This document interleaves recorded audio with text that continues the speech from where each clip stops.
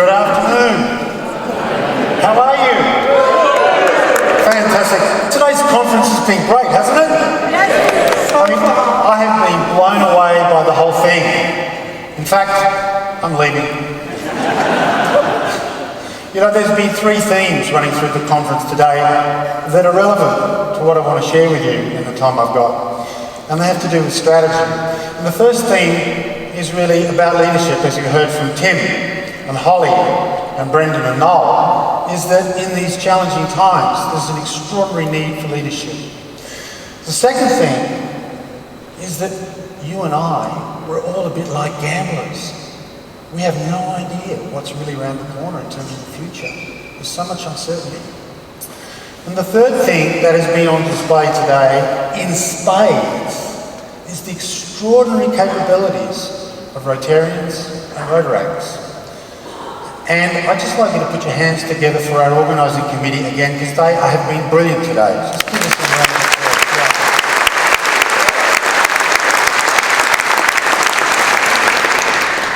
And Eshwa this morning, he's a marvel, isn't he? What he's achieved from such a young age, yeah? And he's extraordinary, but he's not extraordinary in the whole of Rotary. What we have in Eshwa is someone with extraordinary dedication who understands the value of creating options for others to thrive. I have an interest in strategy. In fact, what I find is everybody has an interest in strategy, don't you? I find this very interesting.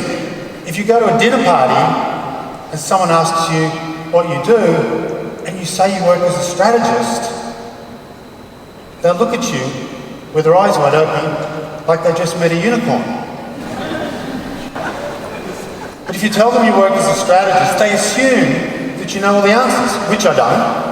Most of the time, my strategy involves taking lots of naps and hoping for the best.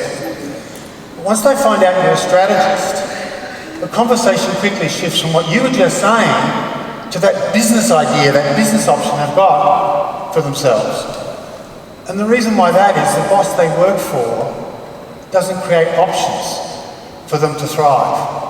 And as a result, they feel trapped, desperate enough to try anything. In 1855, Henry David Thoreau wrote, "Most men are dealt unwinnable hands and lead lives of quiet desperation." 50 years later, Paul Harris established Rotary to give the quietly desperate a stronger hand and to participate in options around humanitarian service. 3 years later, Robert Baden-Powell created the scouting movement to give largely unsupervised youths options around citizenship and community service. Both Harris and Baden-Powell, strong suits were around creating options for others to thrive, and those options have changed the world for the better. Eshwa's options for leadership were magnified when he joined Rotary High School, as we've seen and heard. My options for leadership came when I joined the Boy Scouts, but all I got was a badge for tying knots. You never know when you can need a bowline or a rolling hitch in a crisis. I want to tell you about a pivotal moment in my life when I was in the Boy Scouts. But before I do that, I want to share with you 3 strategic questions my strategic planning clients pay me to ask them, the secret sauce. And those 3 questions are, what's really going on here? The second question is, what are our options? And the third question is, what will we do? And these 3 questions make up my strategic mindset process, which we're going to hear about in a moment. The strategic mindset process helps you navigate the future. It helps you create options, and it helps you place smart bets. And in my experience, many leaders don't answer the first question well enough. They operate with a mindset that's focused on what's happened in the past or They see the world as they are. They don't listen. And when we don't listen, we don't use our ears and our mouth in the same ratio, then we miss. Even more leaders, I think, miss the second question. They don't generate enough options for their people to thrive. And they gamble with a weak hand, with a fixed mindset when they move forward. In the end, they just need an option to survive. And the third question I ask my clients is, what will we do? And when we have options, we can decide what to do amongst them. And we can also decide what not to do, which is the essence of strategy.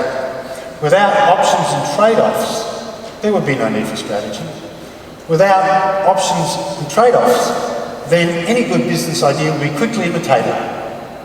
Without options and trade-offs, business success would be reduced to operational effectiveness and a race to the bottom.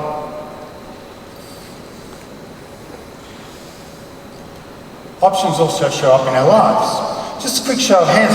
How many of you here ride a motorbike? Whoa! How many of you used to ride a motorbike? Wow, we got more than half the room. Hey! As a motorbike rider, I have two speeds. Zoom zoom, and let's not die today. My motorbike is like my therapist. It helps you forget about all my real problems, and it gives me a whole bunch of new ones. The only thing more exhilarating for me than riding my motorbike is that feeling I get when I take off my helmet and I notice my hair is still intact. A motorbike rider will slow down or even pull over as the options of space around them start to diminish.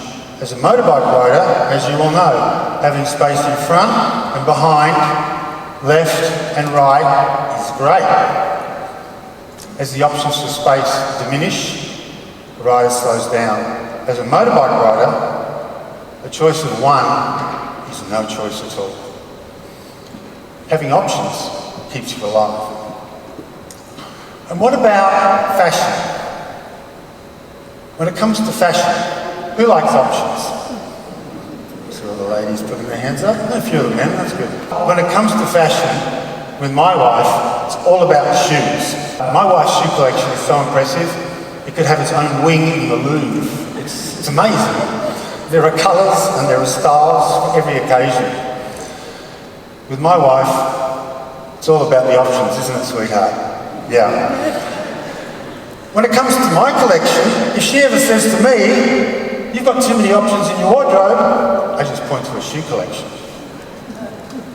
Honestly though, I think with my wife, if she lost her shoes, she'd probably have a near-death experience. Which reminds me of my time in the Boy Scouts. I was about 14. It was a really hot summer's day, a bit like the summer we've been having recently.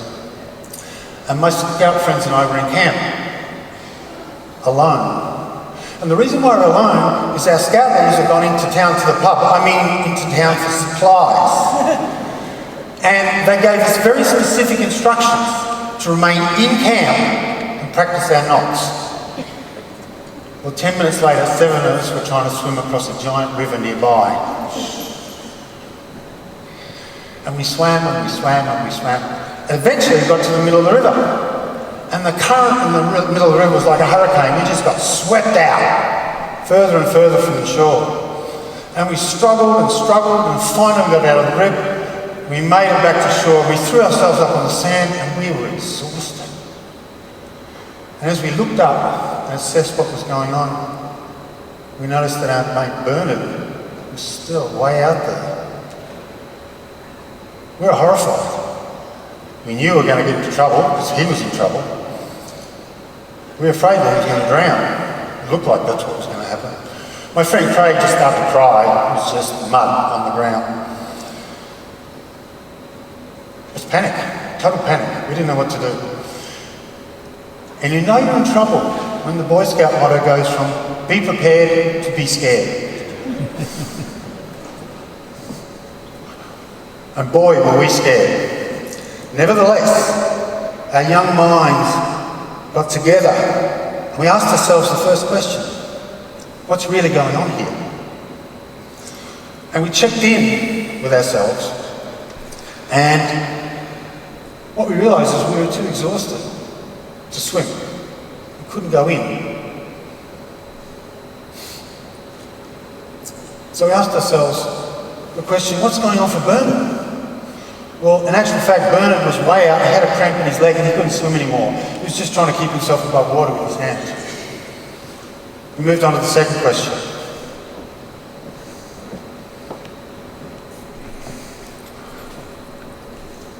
What are our options? Bernard was out there, looked like he was going to drown. We put our heads together again. One option was to alert the rescue services back in town, but that was miles away. The mobile phones weren't invented. We sent Michael on the long run into town. We thought again. Another option, perhaps if we went upstream we could find a boat and use it to take out and rescue Bernard. We sent Brett along the riverbank to look for a boat. Although we were exhausted, I was starting to recover. One option I thought was to jump in, swim out to Bernard and guide him back to safety. Another option was to stay put and avoid 2 drownings that day. We went through a range of options, which was a good thing to do. But eventually we ran out of time. Things were looking pretty bleak out there. Bernard was starting to disappear below the water and we couldn't see him anymore. And every now and then we thought we could see him. I gambled.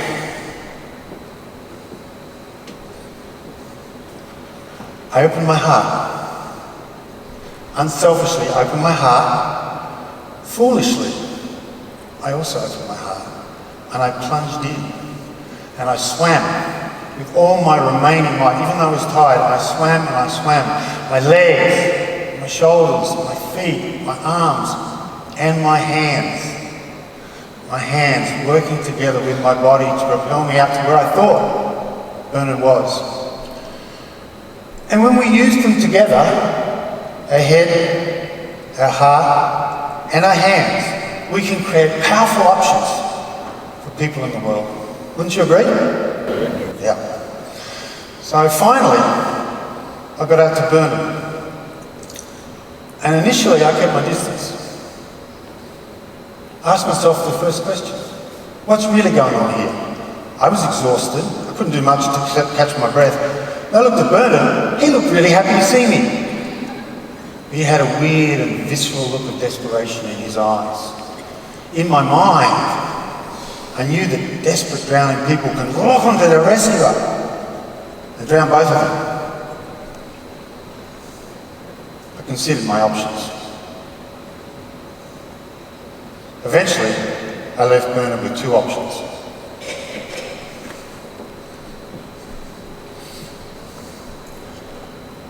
Bernard's options were relax and be rescued. My options were to rescue Bernard or let him perish. Business leaders who don't create options for themselves and their people perish. Does anybody here remember Kodak, Encyclopedia Britannica, Blockbuster? Who here is young enough to remember the days when you got a VHS, you actually had to rewind the thing before you took it back to the rental store? Who remembers that? Wow, yeah, nice young audience. About my vintage, that's great. And I love the days of Kodak when you had to wait a whole week to see how badly your holiday snaps turned out. And Encyclopedia Britannica was the only way to accidentally learn about the mating habits of sloths. It was interesting, these 3 companies sank to the bottom and perished. On the other hand, other companies floated to the surface and flew into their future. Marvel Comics, instead of getting shelved, created options for themselves around movie franchises and have done very, very well for themselves. And then we have Apple. In 1995, was in Chapter 11, going bankrupt. They created themselves options for devices rather than computers. iTunes, iPods, iTouches, iPhones, iWatches, to be the most successful company on the planet by creating new options. And then there was Netflix, which used to have a DVD in the post service. And as Holly was sharing before, there was little Annie guy went to the little dispensary and got the DVD and upscaled it for $265. So there were enough Annies running around the world that were bootlegging off Netflix. It wasn't very good for their business model. So they decided to put movies on the internet and stream that way. And now Netflix is one of the biggest entertainment companies in the world. And one of my favourite companies, a company I worked with many years ago, they've been around a long time, almost as long as Rotary, and that's IBM.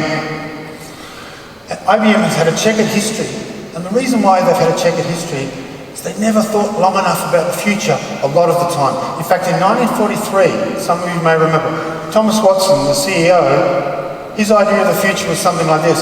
There's a world market, I think, for maybe 5 computers, is what he said. Today there are more computers on the planet than people. Nevertheless, although they nearly perished a number of times, IBM has created options for themselves. They've gambled on cloud services, and they've also gambled on Watson AI. Although I suspect, as Holly's suggesting, that ChatGPT 6, 7 and 8 will probably cut their lunch. Speaking of perishing, is anybody here curious? Why are you curious? You want to know, sorry? The end? Oh, you want to know the end? Yeah, that kind of thing. Is anybody curious about what's in the box? Yeah? Let's have a look.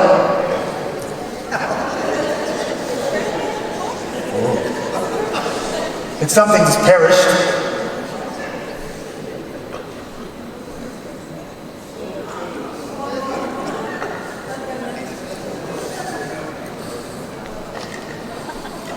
Can anybody tell me what this is? What's that? Burner. They're good, aren't they? We'll meet him later. Now this is actually a lady, this one. Anybody recognise it? What? Anybody think it's a skull? Alas, poor Yorick. I knew him well, Horatio. A fellow of infinite jest and most excellent fancy. Alas, my dear friends, this is not the skull of a man. This is the skull of a different species that's not a Homo sapien. Does anybody recognise it? Show of hands. We've got a mic runner here who can run the mic to you if you think you know the answer. Just down here, there's a gentleman in purple. Just there. Looks a bit like a human skull, but it's not. Is it a replica of the skull of Eve? No. Not the biblical Eve, but the anthropological Eve, the fossil remnant of the mother of us all. And which species is that, sir? Homo pithecanthropus. A little bit more recent than that. Keep going. No, you're good. You're on the right track. Erectus. One more. Floriensis. One more again. There's a tree that's split between a Homo erectus and a Homo erectus split into 2 lines. Homo habilis. Starts with the letter N. Neanderthal. Correct. Well done, sir.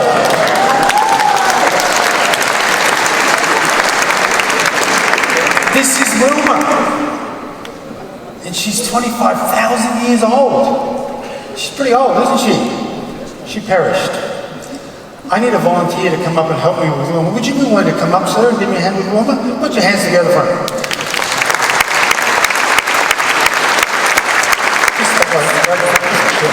Little backstory, when I first met my wife, Joanna, who's here with me, and I told her I travelled the world with Wilma, giving strategy talks, she was a little confused at first, and even a bit jealous. But once, our relationship's been much better since she met Wilma. She loves the fact that Wilma's jaw is broken, and that Wilma doesn't have any lips. What's your name? Tim. Tim? Put your hands together for Tim. So if you can just face the wall there. And everybody just have a close look at the shape of Tim's skull, and then also have a look at the shape of Wilma's skull. What do you notice about the shapes of the skull? If you put your hand up, we'll bring a mic run around to you and you can share what you observe. What do you notice about the shapes of the skulls? Put your hand up. There's one behind you there. Yes.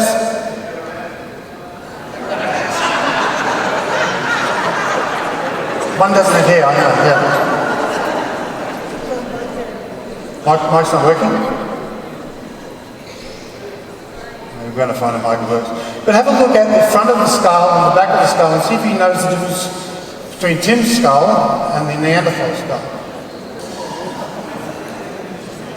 You got, who's got the bigger forehead?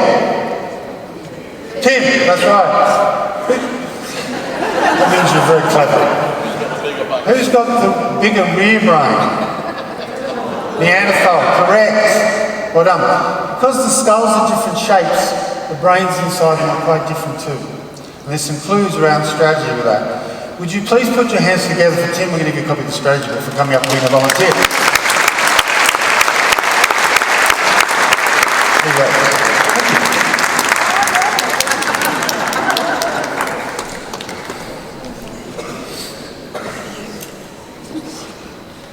So Neanderthals had different shaped skulls. And that has implications for strategy and survival. So what I want you all to do now is to stand up, please. And we're going to learn the 6 steps of the strategic mindset process. The first 2 steps of the strategic mindset process are to sense and see. I'm going to get you to do the actions. Are you ready? Sense and see. Well done. And these 2 actions help us answer the question, what's really going on here? And what we know, because Neanderthals had a very large rear brain, they had more room in the rear of their skull for their parietal and occipital lobes. So scientists tell us they're very sensitive to changes in their environment, and they had night vision, which means they could see in the dark and avoid being eaten by saber-toothed tigers and all those things that come in at night. The next 2 steps of the strategic mindset process are to connect and plan. Should we do them together? Connect and plan. Yep. And they relate to the second question. What are our options? When we connect with others, we can plan future options. Because Homo sapiens, like Tim, the big frontal cortex, means that we're really good at imagining possibilities, connecting ideas, and creating options. What about Wilma's forehead? Was it big or small? Small. She wasn't very good at connecting ideas or coming up with options. That was a disadvantage. And the last 2 steps of the strategic mindset process are focus and move. So let's try them together. Focus and move. Well done. And when it comes to getting things done, it's really important we access our midbrain, where we house our cerebellum and our basal ganglia, which are responsible for our motivation and our agility. So we are far more motivated and agile than Neanderthals. So quickly, let's do the actions from the top. Can you remember them? Sense, see, connect, plan, focus, move. Give yourselves a round of applause and take a seat.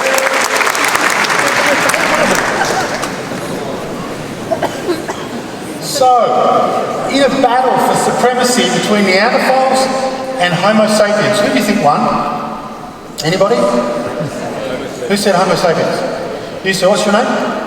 Frank, head over to the book table, catch Joanna, she'll give you a copy of the strategy book. Well done, top of the class.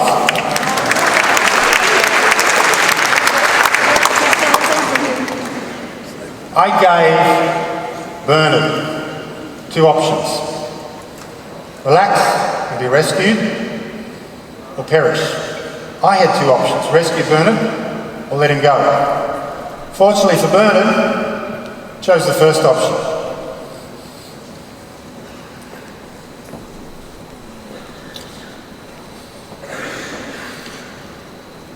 Leaders who create good options for their people answer these 3 questions. They ask the question, what's really going on? They create options for people to thrive, and they work out what to do. In other words, they use the 6 steps of the strategic mindset process. When I got to Bernard, he was struggling, and he cooperated. 10 minutes later, I had him out of the room. We stopped, we caught our breath. Another 20 minutes later, we made it to shore. That day, as Boy Scouts, we had a practical example of what it meant to create options for others to survive and thrive. That day, our leaders, who left us with very few options, learned painful lessons as well. I also learned that when I combine my head, my heart, my hands together, I have a powerful way of actioning options. So in summary, 3 things. I encourage you to answer the first question, what is really going on here? Use your ears and listen. Secondly, be like Paul Harris. Connect with others and create options. And the third thing is remember the strategic mindset process. Sense and see, connect, plan, focus and move and repeat the process so that you have a strategic conversation that goes on beyond an annual event or a fixed plan. Yeah. I have time for a couple of questions if anybody's got any questions. Otherwise I'll wind up. Does anybody have questions about strategy or options? Show of hands, anybody? Questions? You must ask a question. The first speaker today has asked us for any questions. Anybody got any questions? Yes, can we get the mic down here, please? Yes, sir. What's really going on in the casino tonight? And what will our options be? Can we place some good bets? Great question, sir. Any other questions? Just down here. Yep.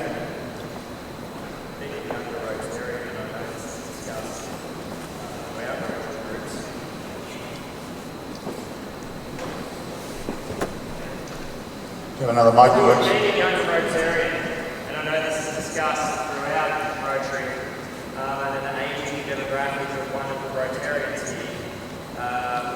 What sort of strategy and what sort of processes can our individual and local clubs go through to best address the problems of our membership and how we can increase our numbers and increase the engagement of our clubs in our local communities? Using your process. Yeah, that's a great question. The question is how do we survive beyond 100 years in terms of the evolution of this organisation? And it's a great question. It's a question that's on Rotarians' minds and has been for some time. And what I've noticed about you guys and you ladies is that you have so many options already based on age groups. You offer things for people that are 8 years old, 18 years old and 80 years old. So you already have lots of options for participation. What I would encourage you to do is to take that first question and take your analysis a little bit further and say what's really going on here, and then within those optional programs, what other options? So as Holly was sharing, can we tap into the mindset of the constituent we're looking to serve, and can we creatively create those options using our frontal cortexes to share ideas? Does that make sense? Yeah, great, thank you for your question. All right, well, I'm just about out of time, so I appreciate you listening, and I've really enjoyed being part of the conference. If you'd like to connect with me afterwards, I'll just be down here if you've got any other questions. If you'd like to pick up a copy of the strategy book, there are discounted prices for you. I hope that what I've shared has been of some use to you. What I could not imagine, all those years ago when I was a Boy Scout, was that many years later, I would be like you.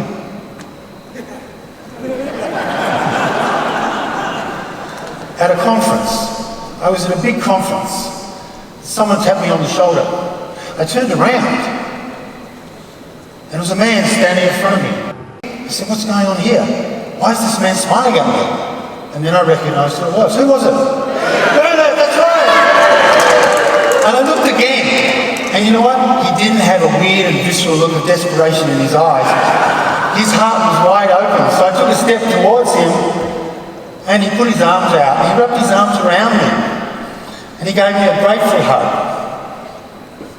And he gave me a heartfelt hug. Not unlike the hug I saw between Tim and Noel this morning.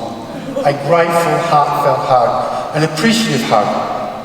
And in that moment when I was hugging Bernard, I realised that as leaders, with the shifting tides and currents of life, that we need to create options for others to survive and thrive. Thank you very much.